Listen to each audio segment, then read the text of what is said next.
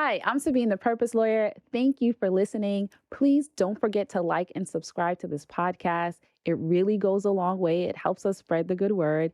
And if you or anybody you know is in the market for legacy or estate planning or business or trademarks, please reach out to our firm. It's the Ambitious Legacy Firm. We are licensed in New York and New Jersey, but we have service partners in all states. So we'd love to work with you.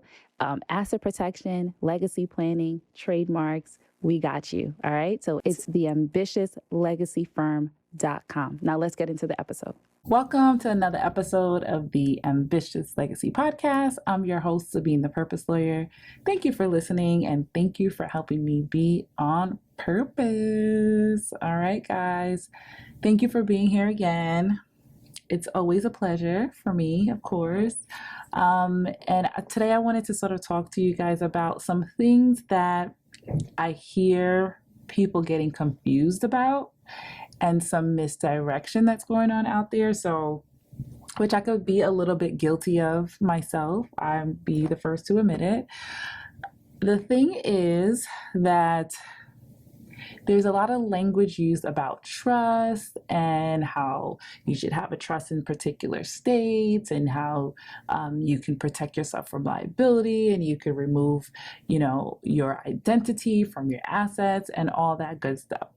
And so all this stuff is really sexy and it's really to get people excited about planning and interested in planning. But it also is a little bit of a misconception because it makes people think that they need all this stuff right out the gate or that all of these particular things that are talked about are relevant for everyone, which they're not always relevant for everyone, right? So I wanted to sort of ease some angst. So if you're one of those people out there who feel like, oh my God, I need to have this, I need to have that, I'm not doing everything I need to do, please understand and don't get me wrong when I say baby steps. Right? There's level to this.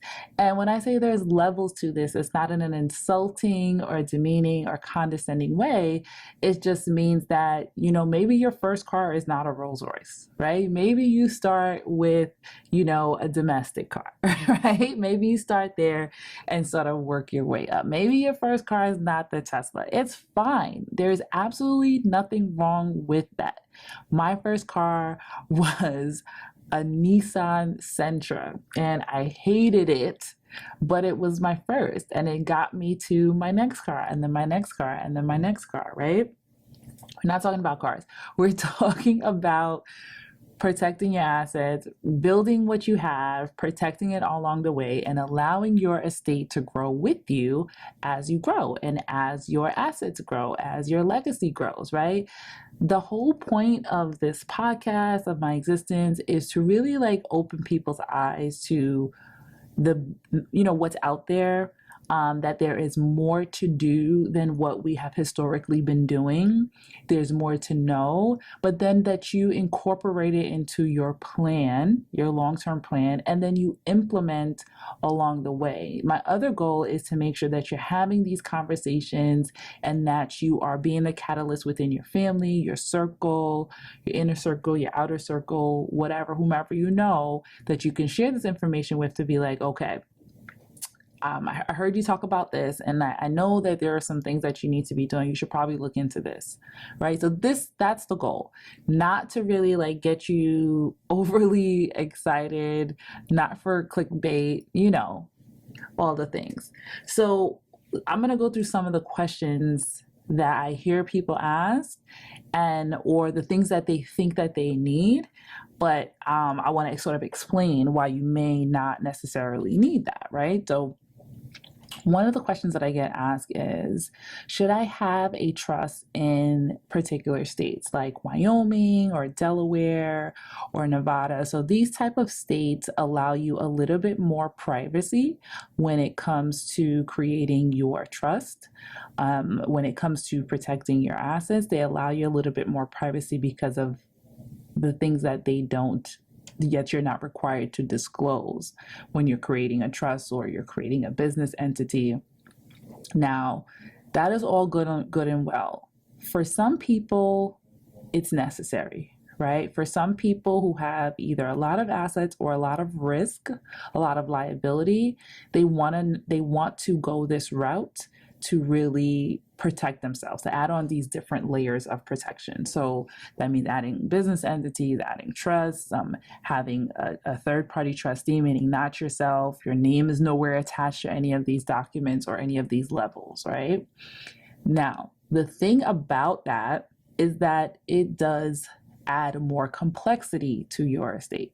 And it does, with complexity, right, comes cost, because you need to, in order for you to not be the face or be the person who is attached to these assets, you have to have someone else, right? Maybe it's going to be a professional trustee or trustee company or another individual who's going to be the trustee of your trust and or be the name on your business, right? If that is the case, then there are going to be costs with having third parties involved in your plan. And not only that, when you have an out-of-state trust owning local assets, you may be now creating a situation where you have taxable assets in one state and taxable assets in another state, and then those taxes layer on each other, right? Now, for somebody who has a situation where liability is an issue, so they are in a real estate business, maybe they are susceptible to being sued, or the business that they do is particularly risky and they're susceptible of being sued. I'm having trouble with that word. Any of these situations where it's like high risk, super high risk, and or you really have a reason to be anonymous, like say you're a celebrity, you need that anonymity, you need these extra layers, you don't want someone to really know like what you own and things like that. Like celebrities have situations all the time where people find out what they own and then they don't have their privacy anymore. So there are reasons why people need to have these sort of protections. Now, if you don't fall into those categories, then you may not want to add these complexities to your estate and add these costs to your estate, right? So I typically say, like, if you're cost motivated in your planning, if you're cost conscious, where you want to make sure that you're keeping the cost down, then that maybe not be the route for you. But if money's not an issue and your main goal is protection and or anonymity, then that may be a reason why you want to go that route, right? So like I tell you, these type of things are not one size fits all. It depends on your particular circumstance. So that's why it may not be necessary for you to have an out-of-state trust to add on these all these other individuals that you might need, these other addresses you might need. You might need to have some sort of presence within that state. It depends on the scenario, but does it make sense to add all these complexities to what you have if you're not concerned about the underlying issues that these protections would warrant? I hope that made sense. So that's talking about out-of-state trust, if you should have a trust in a state, in one of those particular states. But even further, should I have a trust in a state where I don't reside? So now if you live somewhere and then you decide that you want to move, like say you live in Texas, you decide that you want to move to Florida, and you are in a situation where you want to leave you had a trust in Texas and you want to leave your Texas trust in place, but you want to now live in Florida. Now, it may not make sense to have your trust in a different state, again, because you're going to need a local trustee. Now, if your trust is already irrevocable, which means you're not going to be able to make changes to it, you do need to have a trustee that is not yourself. And so it may make sense to do it that way, right? But it also might not make sense to have the different tax issues that might go along with having your trust in a state that you don't reside in. It's not that there's something wrong with it, but does it make the most sense for you? So the whole picture that I'm painting here is based on my scenario and my circumstances. Does it make sense for me to have my plan structured this way? It might make sense for someone else, but does it make sense for me? That's what we should be looking at, right? Again, another question that I get a lot is, how much does it cost to get a trust? And I actually had the opportunity to talk about this recently, and I felt like I gave a great answer because I remembered it afterwards, and I was like, wow, that's a really good way to put it. So if your motivation is, how much does this cost? If that's your first question, how much does this cost? Then I know that maybe you're looking to get a plan that may be too big for your bridges, right? I'm not saying just because you're cost conscious that that's the situation, but if that's your first question, then you might be moving with the wrong motivations, right? Your first question should be, what do I need to put in place to best protect my assets from where I am? And then once I know what do I need to put in place to best protect my assets from where I am, to meet my goals, to preserve my legacy, then I want to know, okay, how much is that going to cost me, right? So really just, you want to make sure that you're looking at the right things that you need so that you can get to where you need to get to. And like I said, these things are building blocks. You can start with the most basic document, your healthcare proxy power of attorney. Then you can have a will when you need a will. Then you have a trust when you need a trust. If it's going to further you achieving your goal and you achieving your overall legacy, right? So think about that. Think about what you're motivated by. Because when I sit down with clients, and I would hope that most attorneys do this, when they sit down with clients, you're looking at what is it actually going to save you in the long run by putting these protections and these vehicles in place to pass on generational wealth and or preserve your wealth. What is it going to save you to put these vehicles in place versus what it's going to cost your estate later on? And that's the motivation with putting planning documents in place. That's the motivation with tax planning. All of it is planning now to save you later. That's why we pay for insurance too, right? People pay for insurance now because they want to make sure if something happens later, they save themselves a ton of money. Same concept. It's a type of insurance, right? To make sure that you get what you want to get later if something unexpected were to happen. And it's not even really unexpected. We know someday we're all going to go, unfortunately. But we're doing, these type of things. We're thinking about these things. We're wanting to understand. We're wanting to learn. We're educating ourselves about these things because we want to make sure that one day when, that you're actually moving towards putting the right vehicles in place so that you and your family are protected. The next thing that, and this is going to be the last point that I make with regards to trust. So people think, or I don't know where the information is coming from, but some people are of the thought or belief, that's the word. Some people are of the belief that having a trust will save you taxes. And I think it's because there are certain types of trusts and there are certain strategies that help you minimize your estate tax burden. So what does that mean? So that means that the federal government has an exemption for estate taxes. If you pass away currently, now until 2026, with less than 12.6 million, your family, your estate will not pay an estate tax, right, on the federal level.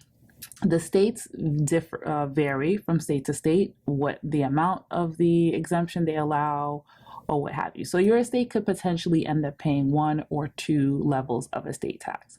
Now, certain trusts, particularly they fall under the irrevocable category, will allow you to plan and preserve or reduce the amount of assets that are in your estate so that you can minimize the amount of estate tax that you pay, because it could be up to a 40% tax. So you want to sort of plan around that. And so because there are these different types of trusts that allow for, tax savings, if you need that type of trust because you're faced with this sort of a challenge, then yes, it does save you taxes, but not in the way that people think. So I think sometimes there's a misconception that, similar to how business entities can save you on taxes based upon what you are doing within the business entity and how you are presenting your your expenses and everything that's going on in your business. Depending on how you're presenting that, there could be some tax savings, right? But with the trust, it's not really the same thing as it pertains to income tax. Revocable trusts, they really go according to your own financial makeup because it's still part of your estate. And then your irrevocable trust has its own tax rate, which could be just about 37%, but it depends. I'm not a tax professional, so I don't want to give you tax advice, but I just want you to be mindful that that's not necessarily a motivator, or that's not necessarily a feature or a benefit of having a trust, is that it saves you on taxes. It depends. If you have a tax issue, certain types of trust can be used to alleviate that burden, but it's not necessarily that your everyday person who is not part of the 1% or the I don't want to say ultra wealthy, but the wealthy. If you're not part of that category where you're faced with a tax issue, an estate tax issue, then you may not need to do that type of planning that helps you to avoid it, is what I'm trying to say. I say that to say. So I hope this was helpful for you. So we talked about, having out-of-state trust, being in the state where your trust is created. What does that look like for you? Thinking about your motivations for planning, not just about cost or dollar amount, because you could buy something real cheap, but it doesn't mean that it's going to meet your goal. And that's what I really want you to get out of that, right? It's not about that. It's about looking for what's going to help you meet your goals and then implementing those things along the way, slowly but surely as it's needed. And then the tax benefits or burdens of trust.